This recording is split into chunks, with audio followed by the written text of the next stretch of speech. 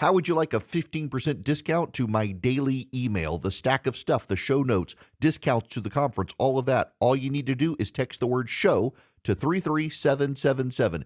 You'll get the annual subscription with a 15% discount to my daily email. You'll get the stack of stuff, the links to the show notes, discounts to the conference, and so much more. All you have to do is text the word show, SHOW, to 33777. Text show to 33777.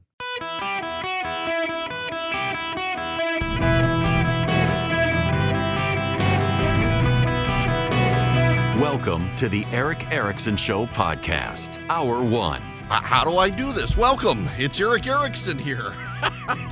I'm in studio for the first time, like in the flagship station for the first time since before Christmas. Like, how do I do radio from in here? Oh, we must begin with the tale of tales, ladies and gentlemen. I have a story for you.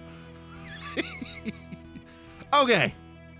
So, here's the thing. Let's back up.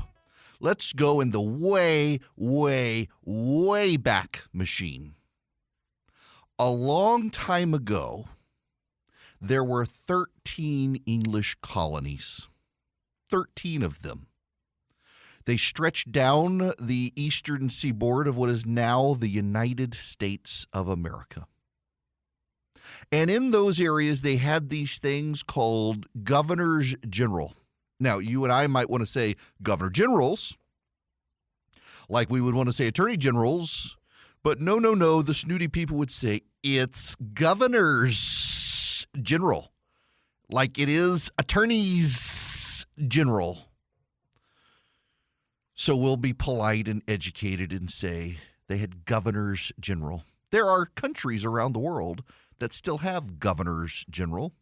They are the representatives of the crown of the remnant of the British Empire, the United Kingdom of Great Britain and Northern Ireland. King Charles III's appointed representatives to the countries that are part of the Commonwealth, where he is still head of state. So the governors general had powers for the king. They served as proxies for the king, and they would take letters from the king. They would be charged with issuing commissions and appointments. In fact, the President of the United States, after the Revolution, we started the country, and the presidents of the United States maintained these powers and prerogatives. So the presidents of the United States, they appoint the cabinet officers, the officers of the United States, and the judges of the United States. But unlike crown times, because the people reign supreme in the American Republic, through our democratic institutions, the people have to sign off on the president's choices via the Senate. So it's actually the states themselves, not the people directly, because it's the Senate that approves, not the House of Representatives. And the Senate is represented, the people who serve in the Senate, the senators, they represent the states, not the people. In fact, up until the 1900s, the Senate, the members of the Senate were appointed by the governors of the states, confirmed by the senates of the several states. So way back yonder, your state, let's say Texas, your governor would appoint senators, and your state senate would confirm those senators, and they would go to Washington for 6 years. And as the governor changed and the state senate composition changed, maybe the senator changed. And then in the 1900s, they became directly elected. By then, a number of states had already moved to direct election. This was the progressive movement of the early 1900s, led by Lafayette of Wisconsin, urged the states to do this. Now, here's the catch. You have the United States now, not Great Britain, but you still have those 13 colonies. Those 13 colonies became independent nations. Yes, independent nations. And they decided that they were stronger together than separate, that their global combined economy, economic output, military and all could make each other safer from foreign invasion and aggression again from Great Britain or from Spain or others. And so they formed Articles of Confederation that were very weak, a very weak national government where everybody had to agree to stuff. There was very limited power, no power of taxation, things like that. It became very destabilized. The English were playing the system, destabilized it. They wanted their land and colonies back. And so they came together to strengthen the Articles of Confederation, and out of that came the United States Constitution. And one of the things that those independent sovereign nations agreed to do was they would give up some of their sovereignty to Washington, D.C. But otherwise, they remained completely sovereign nations. Thus, we arrive at these United States of America, where each state is a semi-sovereign nation with its own constitution under a federal constitution that governs the relations between the states and between the federal government of Washington, D.C. and the states, but each state has a unique one. The state of Louisiana comes from the French system. So, for example, you can go to law school in the state of Florida and cross over into Georgia and pick up pretty quick how it works. You can become a member of the bar and you can become a lawyer in Georgia.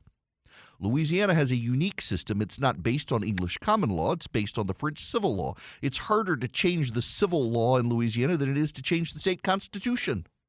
Yes, much more difficult to change the civil law in the state of Louisiana. The civil law is very different from a lot of other states. In Louisiana, for example, there's a concept of usufruct you don't have in other states that deals with separating the use of land from the actual ownership of land. Odd concepts from France. There are sometimes similarities in English common law and sometimes not. But Louisiana gets to do that because Louisiana is a semi-sovereign state. The state of New Jersey, one of the original 13 colonies, has a constitution that treats the governor of the state like being the governor general. The governor of the state of New Jersey is arguably one of the most powerful governors in the nation. The governor of New Jersey gets to appoint everybody. He appoints all the cabinet officers. He appoints all the judges. He appoints constables. He appoints sheriffs. He appoints everybody in New Jersey, subject to confirmation by the state legislature. Now, I say all of that because you have to understand the history lesson. We had 13 sovereign nations that gave up some sovereignty and kept other sovereignty to form this more perfect union called the United States of America. So in 2020, there were loud voices, Trump supporters, who were demanding, for example, the governor of the state of Georgia do things about the election. Because in other states, governors appoint the secretaries of state and can control those secretaries of state and fire those secretaries of state. But in Georgia, a semi-sovereign nation with its own constitution, the governor of the state of Georgia at the time, and now Brian Kemp, is prohibited by the Constitution from interfering in elections. This comes from the history of the state of Georgia and changes made to the Georgia Constitution over time because of the unique history of the semi-sovereign nation known as Georgia. So the governor in Georgia, for example, is restricted from taking all sorts of actions against other officers of the state because way back when, the governor of Georgia was a pretty powerful dude who bullied positions, and so the state rebelled against the governor of Georgia, amended and rewrote the Constitution, and restrained the governor's power. So the governor of the state of Georgia now has extremely broad economic powers and extremely limited constitutional powers to deal with constitutional offices. It's different in the state of Florida, where the governor makes appointments of, for example, judges directly and executive officers in the state. It's different in New Jersey. It's different in Louisiana. I say all of this to say the latest outrage du jour, fancy way of saying the outrage of the day, is from Breitbart.com.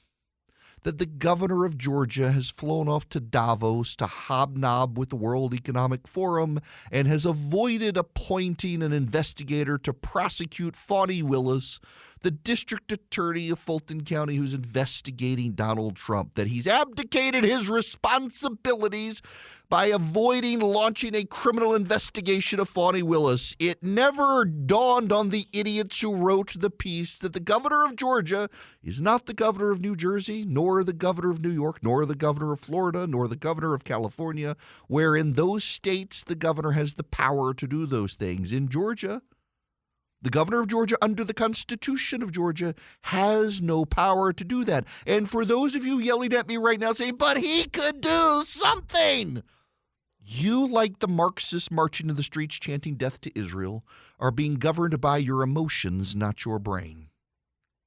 You want someone to do something for you, whether it's constitutional or not, because you don't care about the Constitution, you care about your emotions. And the governor of Georgia does not care about your emotions. As you yourselves have long said to progressives, F your feelings, well, that could be the governor of Georgia's response to you because he has no power to do anything. But there is, of course, a punchline to this. The governor of Georgia can't interfere in an election. He can't direct the Secretary of State to do anything. He's bound by law to certify the results if the Secretary of State says so. It is a shall demand of the Constitution, not a may demand. He must do that thing, that certification of the election. He has no wiggle room under the state law, not that any of you care. But he also, unlike Breitbart.com's outrage of the day, has no power to control or compel anyone. The Attorney General is a separate office, and the laws of Georgia don't even give the Attorney General the power to investigate the district attorney. There's a prosecuting attorney's council. And they could do something, but only under certain circumstances which do not fit in this case.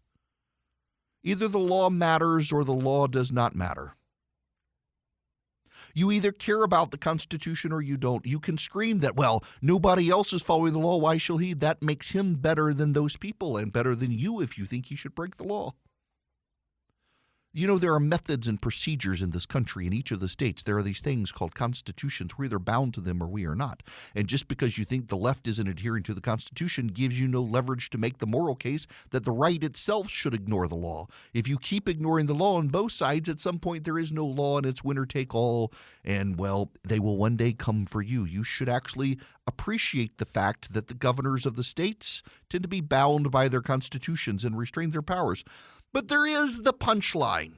There is the punchline in this entire story.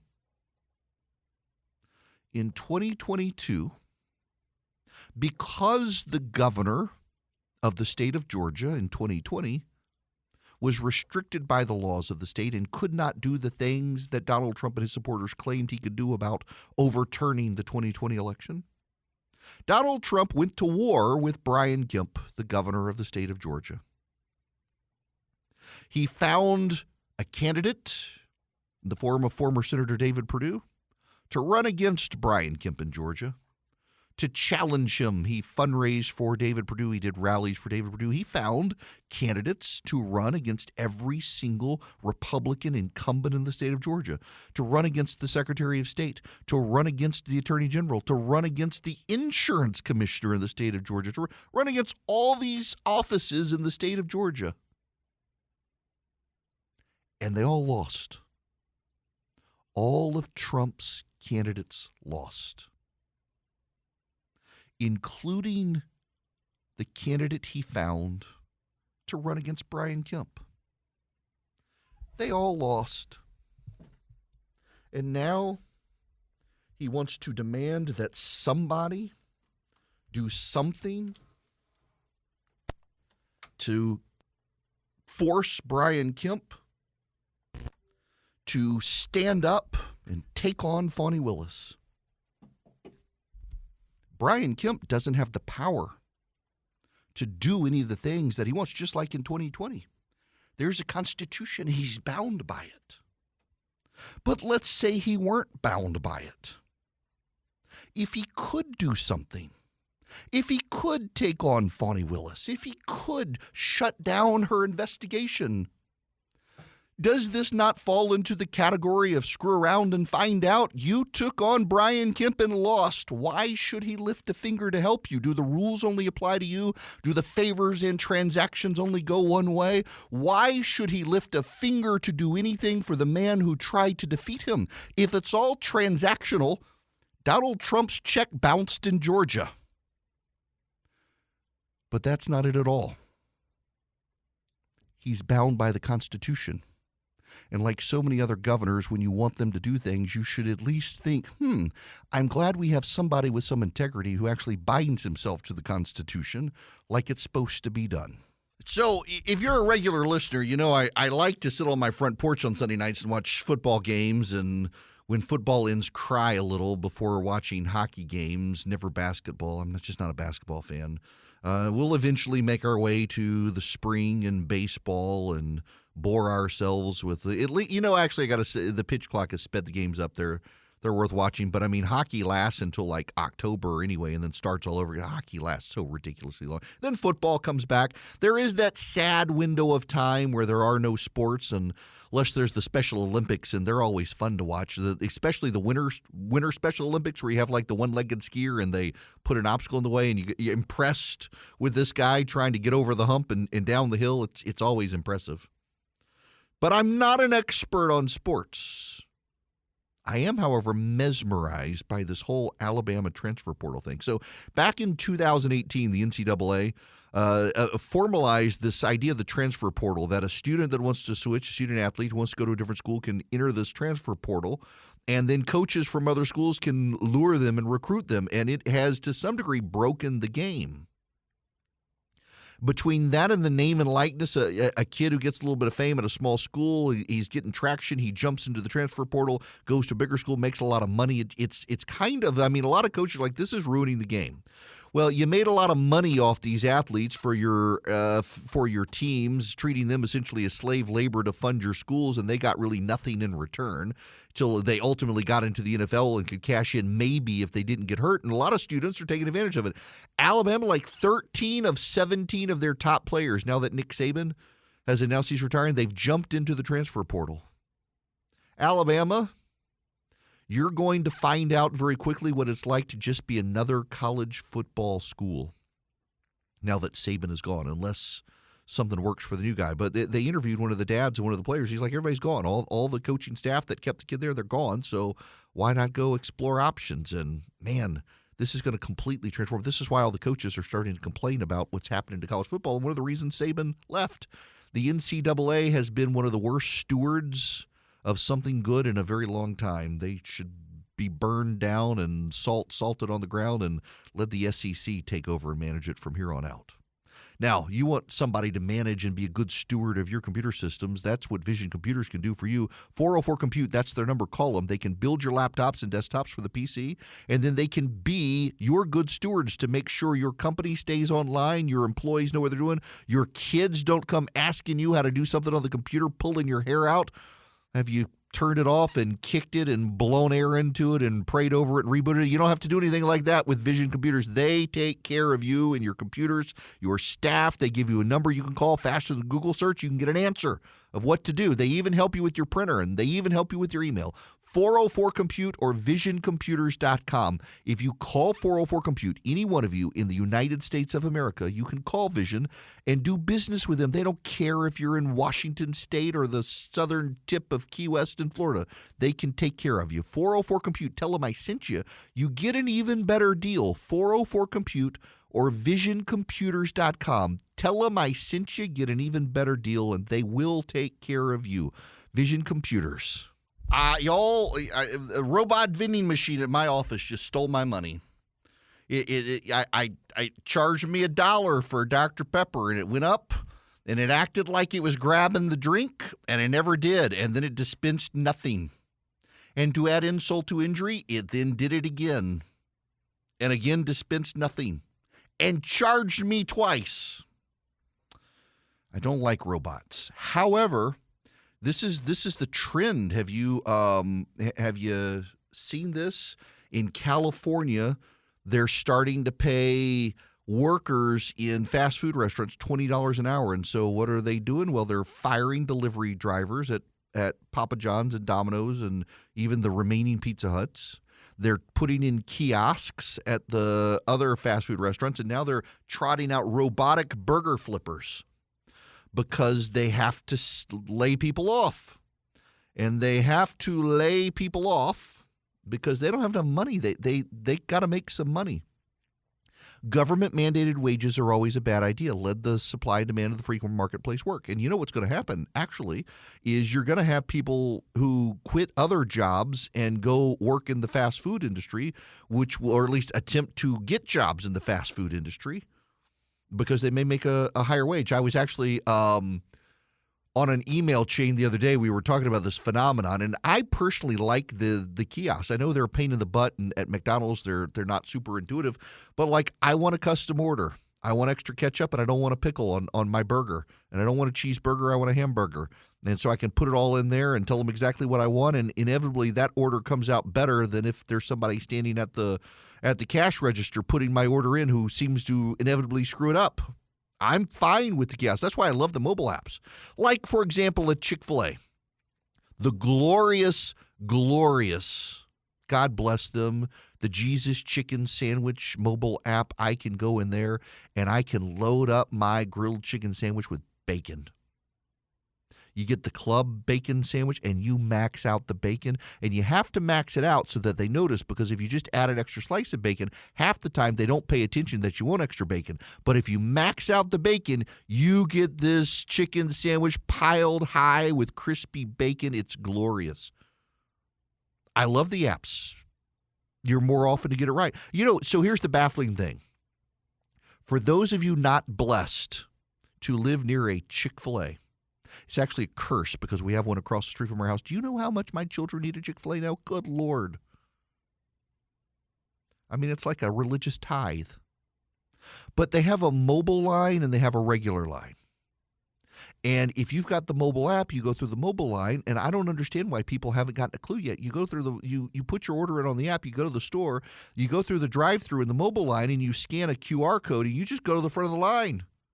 Otherwise, you got to wait for the kid. It's always a good kid. They're entering your order. It takes forever. Everybody else is backed up. I've already got my order. I'm through the line. The problem is where the backups happen is when you turn the corner to try to get your food, and they're waiting on the milkshake machine and the chicken nuggets. But nonetheless, it's glorious to do these mobile apps for fast food. Is one of the great things. The resurrection of the QR code. Nobody was using QR codes before COVID, and afterwards you can't escape them. And they've actually become useful now, and it's fantastic. If you have like an iPhone and you just hold it at a QR code, it detects it automatically now. It's fantastic. But these robot vending machines are still garbage. The robot vending machines are garbage. Now, that's all we need to say about that. We need to move on to the reality of small numbers. This isn't a math class. This is just reality. The New York Times has this story. When Republicans assumed control of the House early last year after winning a narrow majority in the 2020 midterms, Representative Earl Blumenauer, a veteran Democrat from Oregon, made a bold prediction. His party had a slight chance of reclaiming power before the next election through sheer attrition.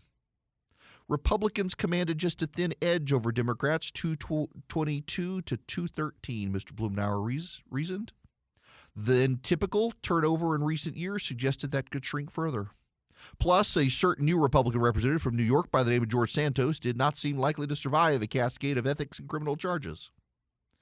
Mr. Blumenauer's prognostication seemed more like liberal wish casting, given the dominoes that needed to fall, but day by day, thanks to a combination of coincidence, scandal, health issues, and political turmoil, the majority for the GOP keeps getting smaller. This week, with lawmakers absent for medical reasons, and the recent not-so-voluntary departures of the ousted former Speaker Kevin McCarthy, the expelled Mr. Santos, the best GOP attendance that Speaker Johnson can muster is the bare minimum 218 votes. That's before factoring in the impact of rough weather across the country. Representative Bill Johnson of Ohio is resigning on Sunday to take a job as a university president, leaving the number to 217 if Representative Harold Rogers of Kentucky, the 86-year-old dean of the House, is unable to quickly return from recuperating from a car accident.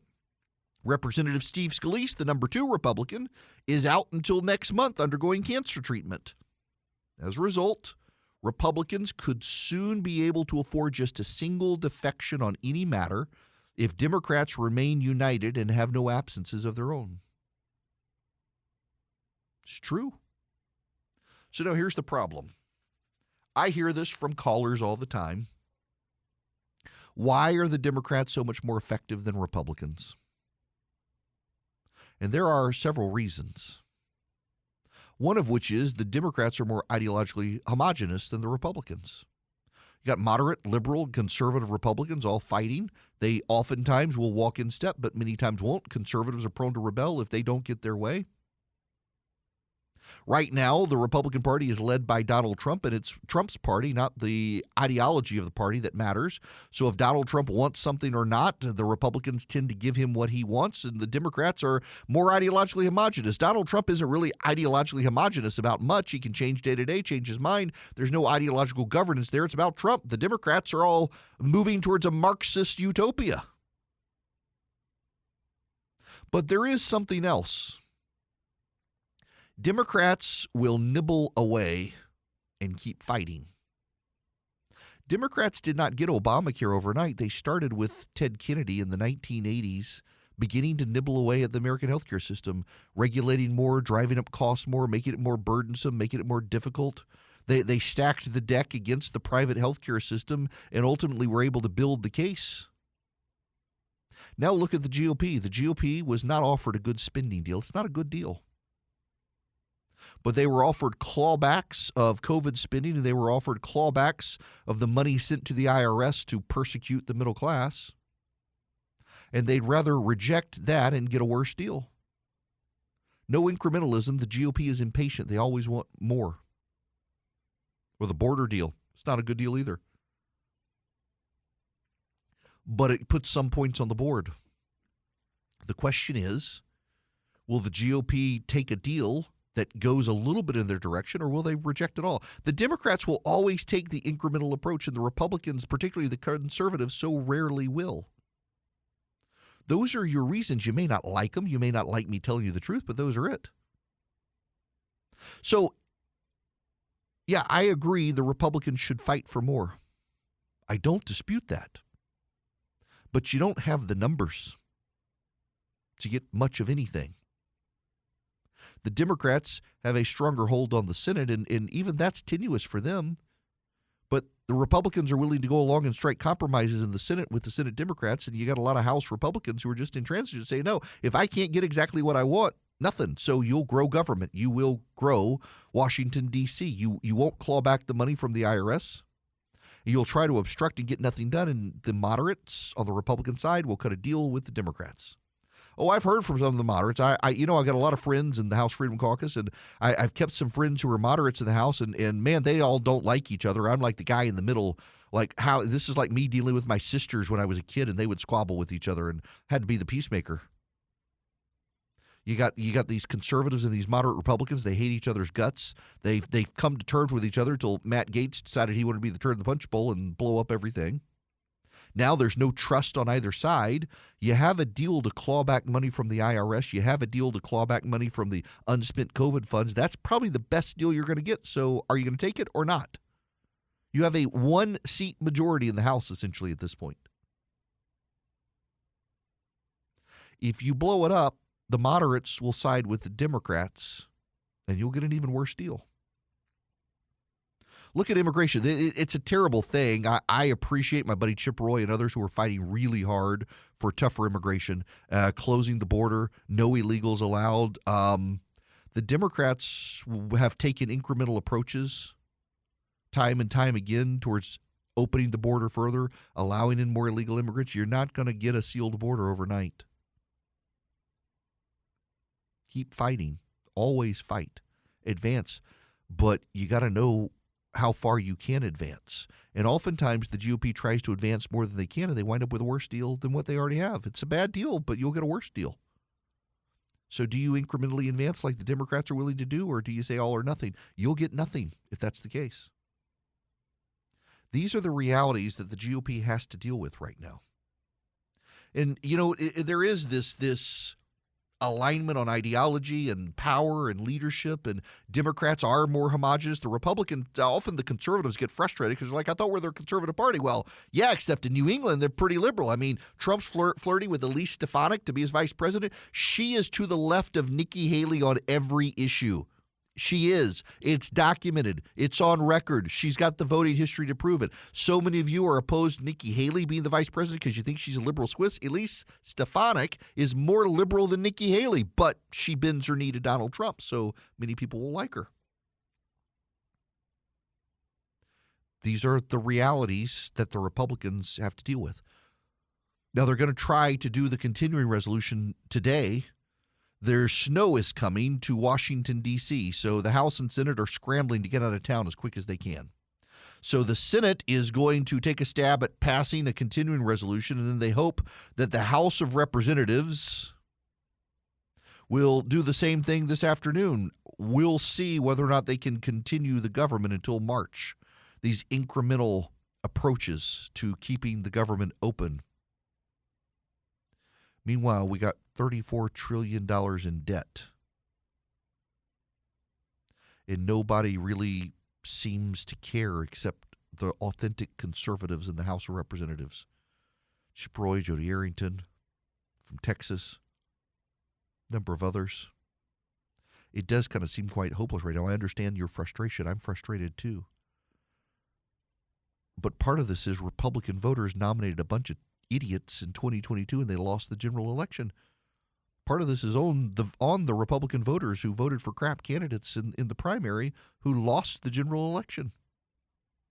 Joe Kent and others. Bo Hines and others. John Gibbs and others. You got to pick better candidates who can win in these districts if you want to put points on the board.